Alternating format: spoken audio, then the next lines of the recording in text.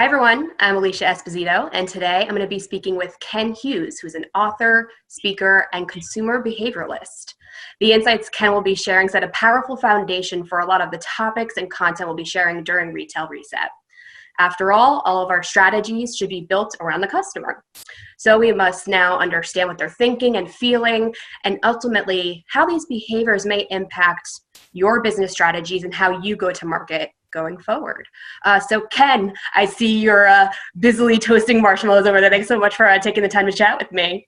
You're welcome. I don't know what your home office looks like, but this is my working from home. I love working from home.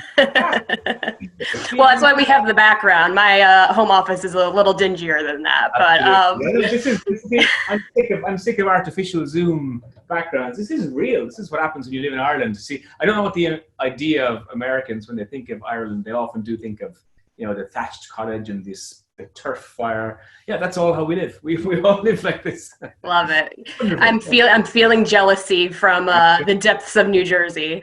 But like I said, a lot of your work revolves around just these deep feelings of the customer. We as consumers, we as people. And you've been doing a lot of fascinating research in light of the new realities around COVID, what we're feeling, how that impacts our shopping behaviors. But first, you're a consumer behavioralist. Some people may be like, what does that even mean? So why don't you break it down for everyone watching? Because I think it does set a powerful foundation or context for a lot of your insights. Yeah, I mean, as a behaviorist, I became fascinated with the social sciences when I was in university, even like as a 21-year-old graduate. I did a business degree, and part of that business degree, aside from studying all the usual economics and accounting, all that kind of law, there was a couple of social science modules, and that's where I found my love even back then of understanding people. So I thought like there was no point in trying to build a business to serve a customer, which is kind of the foundation of marketing, unless you really understood how people worked. So I became really interested in psychology and sociology. And then later on in life, when I ran an insight agency, and I still do, and I became interested in social anthropology, how people live their lives, and then later into cyber behaviorism, how people live their lives digitally, and how that informs their real world interactions. So really, I suppose I describe myself now as a kind of a social scientist, Frankenstein. I'm kind of made up of various parts, kind of some behavioral economics, some psychology, sociology, cyber behaviorism. So I look at things through a number of lenses in terms of how people behave, why we act how we do, and some of that can be into even psychotherapy, and then apply that to the world of retail and consumer goods and understand, well, what does that mean for businesses and for brands? What values do consumers have? Because ultimately, if you understand the values that consumers hold dear, and then you reflect and mirror those values back to them within a product proposition, they identify with you and you're relevant. If you fail to do that, then you become a dusty product on the shelf that no one really cares about. So a lot of my work would be traveling internationally, not so much traveling anymore, but going around with blue chip clients, be they retailers, be they providers, be they some of the biggest brands in the world, and helping them understand the future consumer and what those values will emerge into the next 10 years, and understanding the current consumer and how to stay relevant to all those parties. That's it in a nutshell, I guess. Yeah, it's fascinating. And I could imagine you have been very busy over the past few weeks now trying to get to the heart of, what exactly we're going through emotionally, psychologically. You yourself, you're a consumer, I'm a consumer. Everyone watching who's a business executive is ultimately a consumer. And what I find fascinating, and the reason why I was like, we have to talk to Ken, is because you've been speaking a lot about the captive economy. The new consumer mindsets, how they're largely driven by uncertainty, fear, anxiety, due to a lot of these outside factors that we're navigating now. So I'd love for you to kind of share your thoughts on the impact of these emotions, and have they always played a role in buying decisions, or have they always been kind of like latent and they're just heightened now, or is this a completely new ball game now in terms of who the customer is and how they act? My God, you've asked about 7 questions in one. But I know.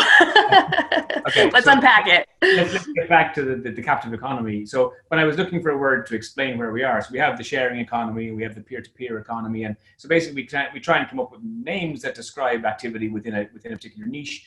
So the sharing economy, and it's Uber and it's Airbnb and it's community driven, and the peer-to-peer economy, we understand that. What I love about the captive economy is it's global. It's every single person right now. So every single person, in terms of their behaviors, I mean, to answer one of your earlier questions, as a behaviorist, this is probably the most exciting time of my career. So like, usually behaviors emerge socially, certainly over time. We look at them over time, we identify trends, we plot the trends.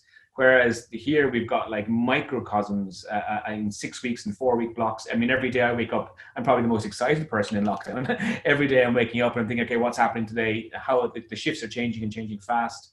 If you look at a standard grieving process, for instance, if you go through your kind of denial, bargaining, anger, depression, acceptance, grief circle, we've gone through the same with consumers. So if you think about freedom as a value, and let's face it, in America, it's written into your constitution quite strongly, but globally, we're all used to having freedom as consumers. We're free to kind of fulfill our desires through the purchase of products and services. And we do that regularly as consumers. We fulfill big desires, like where we're going on vacation. We fulfill small desires. What sandwich you're going to have at lunch today? Will you stay on at the bar for another drink, or will you go home? These are all tiny decisions that we make every day as consumers. How much to spend, what to buy, where to go, what brands to interact with. And we're so used to having those freedoms that when they're taken away suddenly, as they have been, we're suddenly very shocked. And we feel it quite emotionally because it's a little bit like being kidnapped. So my initial work in the last few weeks was to do a lot of research into the psychology of captivity. So the psychology of kidnappings, the psychology of Stockholm Syndrome, the psychology of imprisonment. Because we have huge research volumes there in terms of how people react when you put them in prison, when you put them in solitary confinement. And so we can draw on all that because we're all kind of a prisoner of this virus, if you like. And therefore your freedoms have been taken away. You can't do what you used to do socially. You can't do what you used to do even from an exercise point of view. You can't do what you want to do commercially. Your business is failing. So there's a huge amount happening, which then obviously has to impact you as a consumer. So I became very interested in the need for control. So as humans, when we're uncertain, there's an instinctual need to grab on to what you know. And in fact, you can even identify that physically. If you ever have a young baby, a newborn baby, maybe between 0 and 3 months, you hold its head and you drop it very quickly. Just obviously don't drop it. You hold it under its back and its head and you drop it just a few inches. Its arms will flail out immediately. It's called the Moro reflex. It's left over from the times we lived in trees. And basically, if you're falling, you go and grab your mom and you grab a bough next to you. And we still have that as humans. We also have it if you ever jump out from someone behind a door or behind the stairs. I'm sure you've done it to friends and family before. You've certainly had it done to you, that jump scare. The moment you do that, two things happen. You scream, which is designed to attract attention or to scare the attacker away, and you flail your arms. You can't control those things. And all of that is you as a human instinctually trying to take control of your environment. So when this happened to us and all this uncertainty flooded into our lives, we tried to take control. So for instance, if you want to look at retail, the most obvious example of that was the grocery panic buying. So we had to do something. We didn't know what we could do. The government were telling us one thing and telling us another thing. Different governments in different countries were telling us different things. And because of social media, we can all see that now. And we got scared in the middle. And so we bought loads of toilet roll.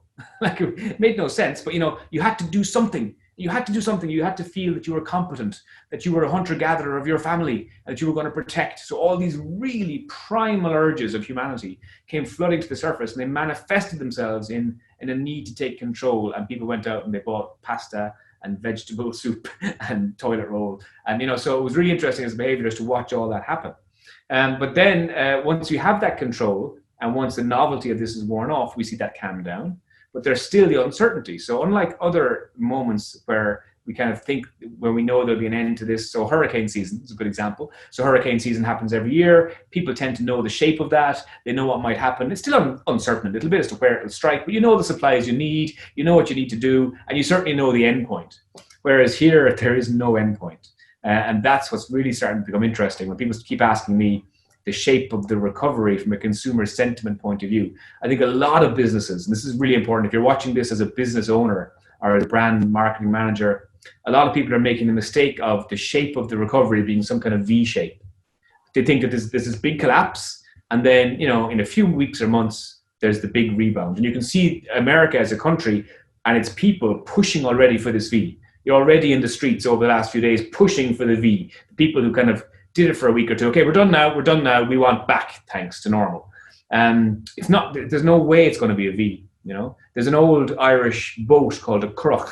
It's an old rowing boat. It's a very, very flat-bottomed boat to take the mad waves of the Atlantic Ocean, and it's got a flat back a long flat bottom and a rise up to the bow. And I think that's the shape of the recovery. We're looking at a very fast collapse, an extremely long bottom, and a very slow slanting up to the recovery. And that timeline could be about 2 years from a consumer behavior point of view. This is not something that's going to go away in terms of its impact on retail within 3 months. This is a 12-month to 18-month pivot that every business needs to really look at. And I'm trying to teach, I suppose, at the moment, my clients and bring them through this now, then, and when. So there's the strategy you need for now to survive for now. There's the strategy you need for the then part, which is the long bottom. And then there's the strategy you need for the when part, and that's when the recovery is strong, like the trundling of a roller coaster uphill. It's kind of quite solid, quite predictable, quite definite. And we'll get there. It'll probably be 12 or 18 months away. But there are 3 different shapes of what your business needs to do, 3 different things over the next 24 months maybe. And the strategies that you adopt in the current now phase might only be 6 weeks wide. The then phase could be anything from 3 to 12 months. And the business might need to be different shapes at all those times. It's a huge challenge.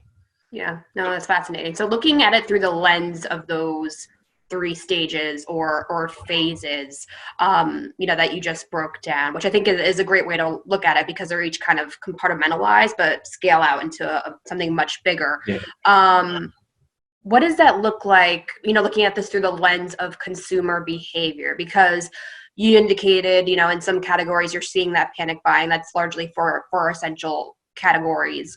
But we're seeing this shift now in non-essential categories. In some cases, people are completely cutting off that spending. Other times, there's that unavoidable pivot to e-commerce, because that's all consumers have to interact with a brand or shop a brand.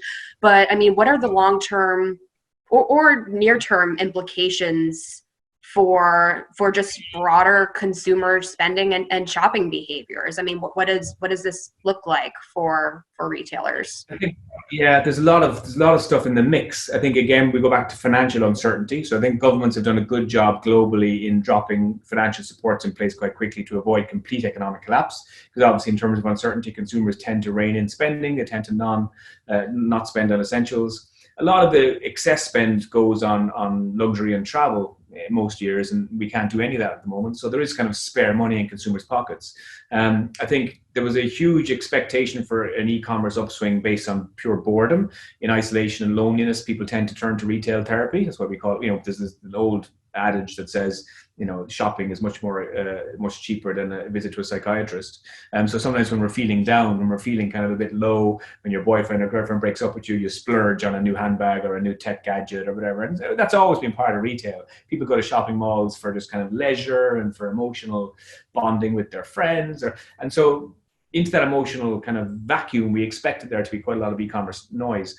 And purchasing, and that hasn't really happened. I think people they haven't been just buying random stuff at home just for the sake of boredom. The financial uncertainty, I think, has pressed on a little bit and thought, well, let's be careful here. But there has been a huge upswing, depending on the division. I mean, look at subscription food box. Businesses are booming, and a lot of people. What I'm looking at is the behavioural shift. We were on a digital disruption journey anyway in retail. We've been on it for 20 years. Let's face it. But again, going back to that roller coaster metaphor, it's kind of like we've got to the top of that big drop now, and now we're rolling, and we're never going to stop now. So we all knew the tipping point was coming, and people still used to say, yes, but online groceries is only 7%, 10%, 12%, depending on where you are. But now what we're going to see, I mean, my 76-year-old mother, is online shopping for the first time now because she can't leave her home.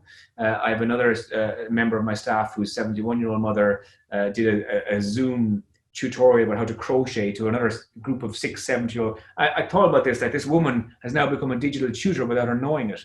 So we're getting all these people interacting with digital and subscription box. So there was always people who were early adapters and innovators of that kind of new business models. But really, we're going to see this pandemic nudge people into mass adoption of digital retail. So I think there'll be some businesses that, and we've seen retail businesses go to the wall. Here on this side of the water, we've lost Debenhams and Laura Ashley in the last week. Huge retail brands that are now filing for bankruptcy. But a lot of those are kind of like those machines, those machines in casinos that push coins to the edge and they fall off the edge. I think a lot of the retail brands that were near the edge anyway will be pushed over by the pandemic. So the pandemic won't kill them. It was just the journey we were on anyway in terms of consumer relevance has killed them. This was just the final push, if you like. But I think businesses are definitely adapting, and the need to pivot the business. If you look at again those phases of consumer sentiment, now in the now phase, it's really important to connect with the consumer. So this isn't a commercial phase. So from a retail point of view, you don't want to be focusing on selling, really. You want to be focusing on connecting. And this is the difference between understanding pity, sympathy, empathy, and compassion. So there's like an engagement continuum. Pity is when you acknowledge someone's suffering. Sympathy is when you kind of care about the fact that they're suffering. Empathy is when you can nearly suffer with them and really identify with what they're going through. And then finally, compassion is when you actually want to relieve their pain by doing something about it. So some brands are on the kind of pity end of this, and they're saying, oh, look, it's awful. It's awful that this is happening. And often the pity can be inbound reflected. So I'm a rock climber, and my indoor climbing gym sent an email today saying, can you please keep paying your membership for the time we're closed, because otherwise we'll go out of business. Now, that's nothing to do with me. They haven't asked how I am. They haven't. So that's a real self-pity piece. So as a brand, you don't want to be in self-pity. You want to be, helping your customers. So some brands have really gone to market with that kind of empathy, compassion piece.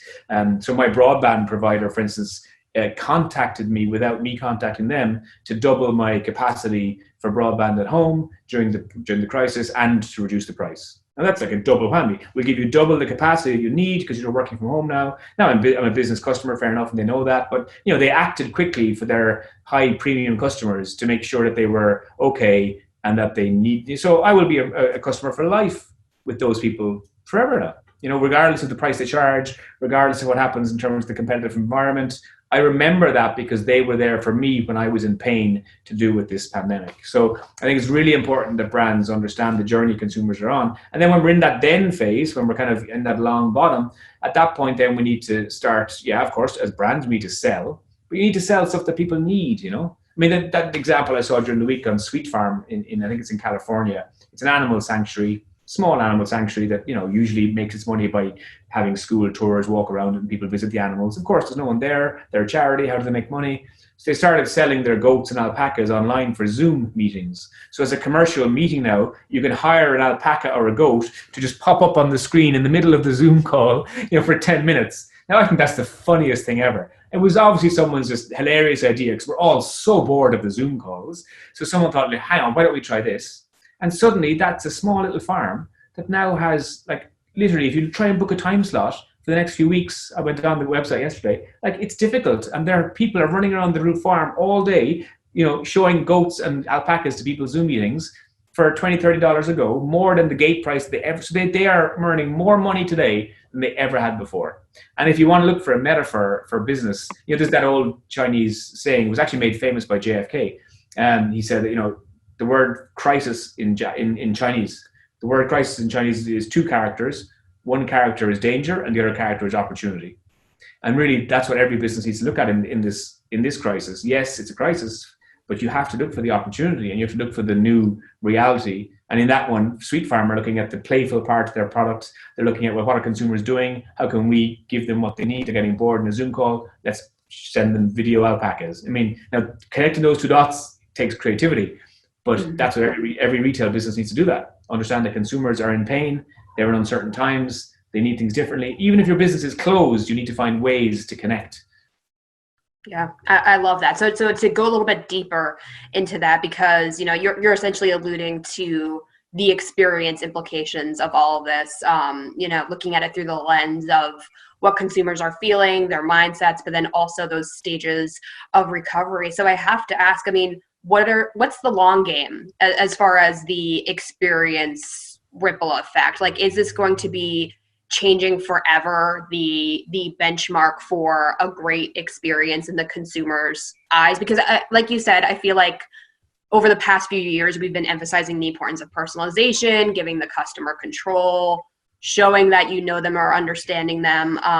But are there any significant new realities that are rising to the top that, CX professionals, marketing professionals really need to be thinking about, especially if more consumers are going to digital. I mean, looking at it through digital, especially, I feel like that may be the key thing, especially with the examples you just shared. Yeah, I think this is the biggest non-technical step jump we have in the CX and digital world. Everything else that's come before, I think, has been technically driven by a piece of hardware that came along, like a smartphone, whatever, or a piece of or Wi-Fi or Bluetooth, or even a piece of software that allowed us to, the apps and stuff that allowed us to connect in new ways. That was all great, but this is the biggest non-technical step jump we'll ever probably have in customer experience. Because what we've done, and I'm sure you feel it in your life too, it's stripped everything back to basics, and now the simple things matter, and the fact that you can't hug your mum or dad matter.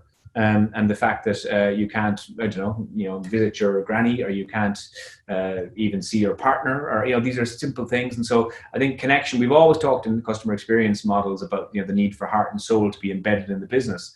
I think businesses talk a good talk about that always, and it's always been up there on PowerPoint slides. Oh yeah, connect with the consumer, and then they kind of try and use some of the data to do it, and what comes out the other end is an email with your name on it. I think we've connected, we opened with his name.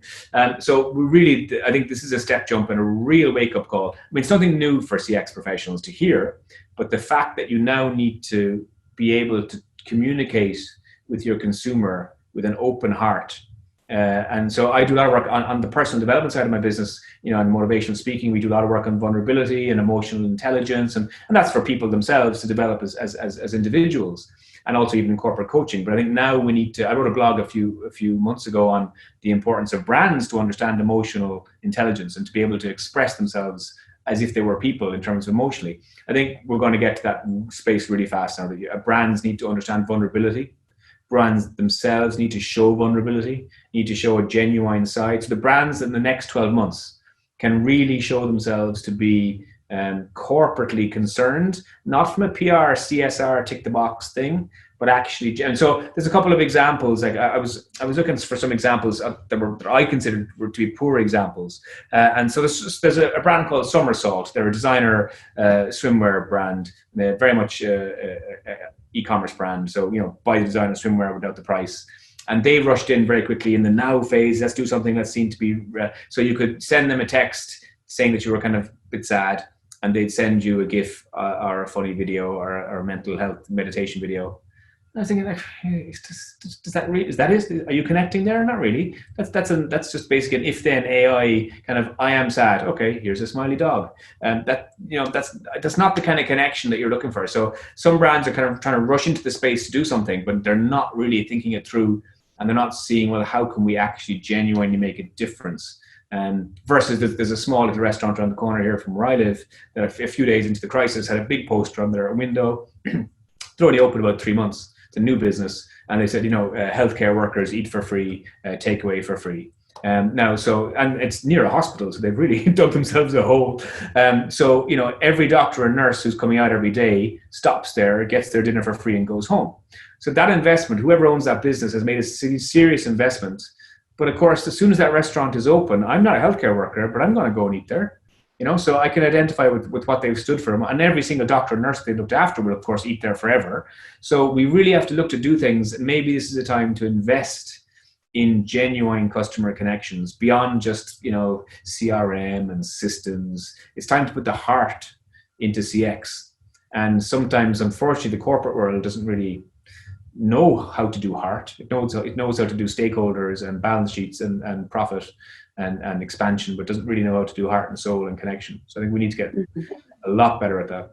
Yeah. So it seems like then we're almost at a tipping point, because I feel like we've always said, from a marketing perspective, be authentic, like find your brand story, be authentic.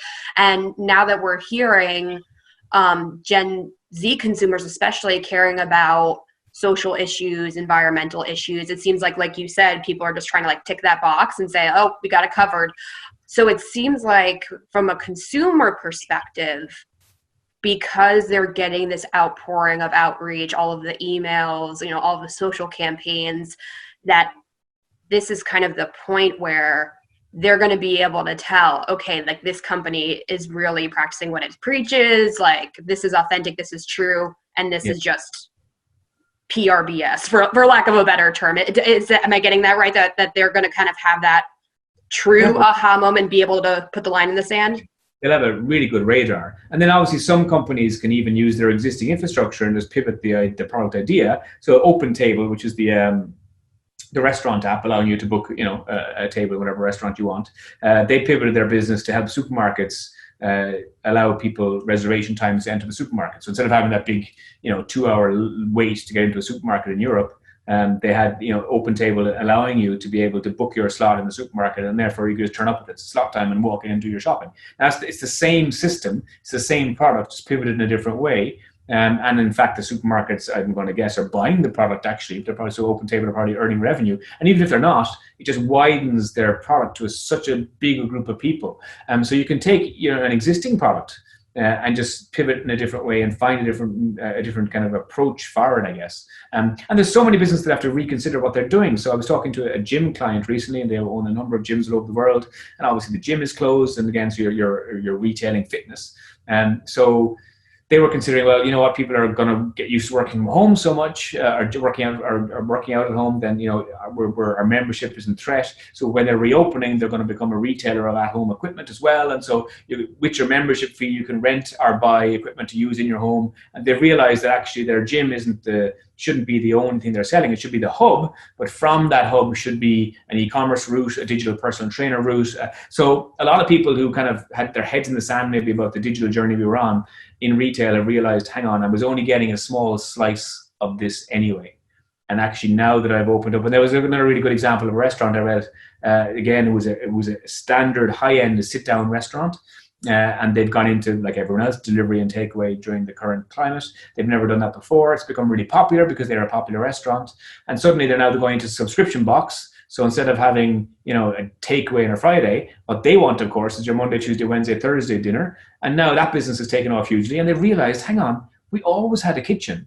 And we always had this asset that wasn't being utilized between 9 a.m. and noon before we started our afternoon prep for the evening.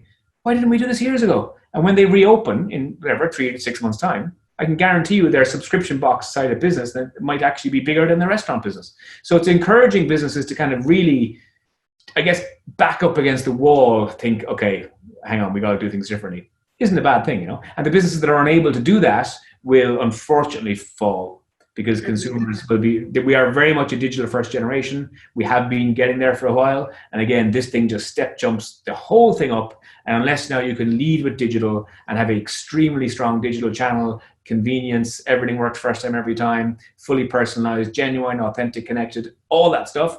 If you don't have that after this pandemic, I don't think you even exist as a business. Yeah. I'm glad you brought up the restaurant, like what they're doing with not just delivery, but the meal kits. I'm seeing a lot of movement there. And also just the fitness category. There are so many different fascinating ways businesses have pivoted, not just going into like actual merchandise, but doing Zoom workouts, doing Instagram lives. So it's been fascinating to see these retail adjacent categories really adapt. And I mean, obviously retail, what we're seeing, the expansion of pickup and fulfillment offerings. So these little blips, so to speak, of innovation, I think will push the broader industry forward, or at least I hope, because we're seeing, okay, this is possible. We just had a lot of pressure to make that response as fast as possible. They didn't have an option, right? So hopefully now this will kind of change the frame around, what's truly possible for these businesses. But I mean, before we close off things, Ken, I think we covered so much ground. We covered the new realities of the consumer, their mindsets, what they're thinking and feeling, the CX impact, some examples.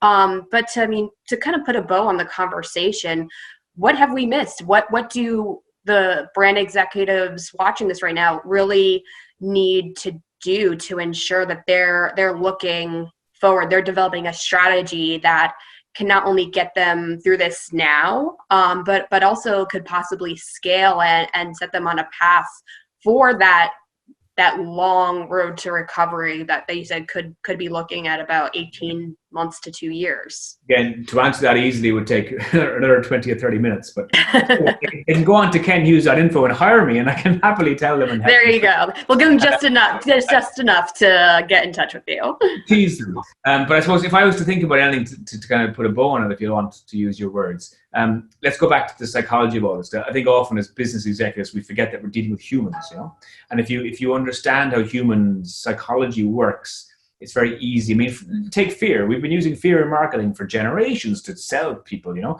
my God, your skin is getting wrinkly. Buy this or else people will hate you. Like it's all fear-based, My favorite one was those yogurts years ago. Remember the El Casa Immunitas, if you don't give this to your kid, it'll die by lunchtime. So we've always used fear to kind of like market products. So the consumers are scared at the moment, and rightly so. So I talked in a blog about Stockholm syndrome, because when I was looking at the captivity psychology, what's quite interesting about Stockholm syndrome is that you tend to attach yourself to the person that's doing you harm. It's crazy, but it's because in times of uncertainty and loneliness and isolation, anxiety, depression, you need to attach yourself to something, because that's what makes you feel good. As a parent, you jump into your dad or mom's arms when you have a bad dream because they're the safe one, And even right now, if you live with someone and something scary happens, you probably turn to them physically and go, "Whoa," and you try and you hug them. So it's like that Scooby-Doo moment where he jumps into Shaggy's arms, or vice versa. It's like kind of holding people. So attachment is really important. Now, as brands, we have tried to build brand loyalty and brand advocacy for years, and we try all sorts of things to do it. My one tip to executives is that in the next kind of 6 to 8 weeks, you have a window where if what you do it well, you do it genuinely and authentically, and you connect with the huge value we haven't talked much about, is community, which is community collaboration, plugging into this desire for human need to be part of something bigger than yourself. And we're all isolated in our own homes.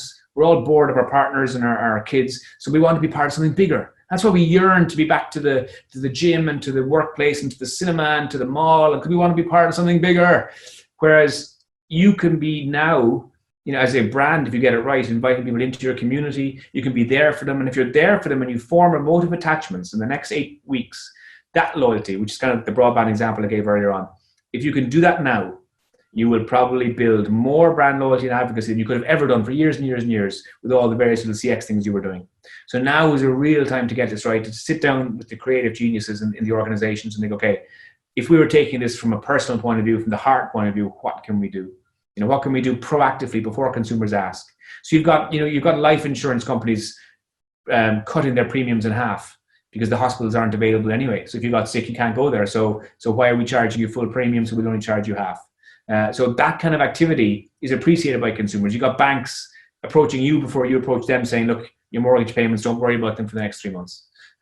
You've got institutions that are governmentally led that are being able to turn around, emergency payments within a week. Usually they are the biggest red tape organizations in the world, governments. Everything takes ages. They're able to turn things fast. So we need to now, as business people, kind of copy that. Consumers expect immediate, they don't want any red tape. They don't want any, and they need to be helped. And if you help someone now, and they will remember it for a very long time. But again, it's that empathy, compassion piece. Be the compassionate brand who actually does something about it. Don't be the sympathetic brand, which is like, oh yeah, it's awful, isn't it? Sorry, but we'd still like honey. That's not the kind of not the communication you want right now. You really want to be at that compassionate level, doing something about the pain, as opposed to just acknowledging it exists. Yep. Doing something about the pain, even if that means possibly making a bold move, which again, I think we kind of got to the part of that today, which is equally inspiring and probably to some a little scary, but I think now's the time to kind of have those tough conversations, especially in retail. I mean, that's been an ongoing challenge. Yeah, I think if you stand still at times of significant change, you move backwards. It's that simple. So you can't just stand there and expect this V-shaped recovery. And when it's all back, I'll just open my shutters again and everything will be fine. Yeah. If that's the kind of business model that you think you have, I can guarantee you, not only you will not be here, you don't deserve to be here anyway, because the disruption that was happening around us in all industries was already at pace. It's certainly here to stay now. Right.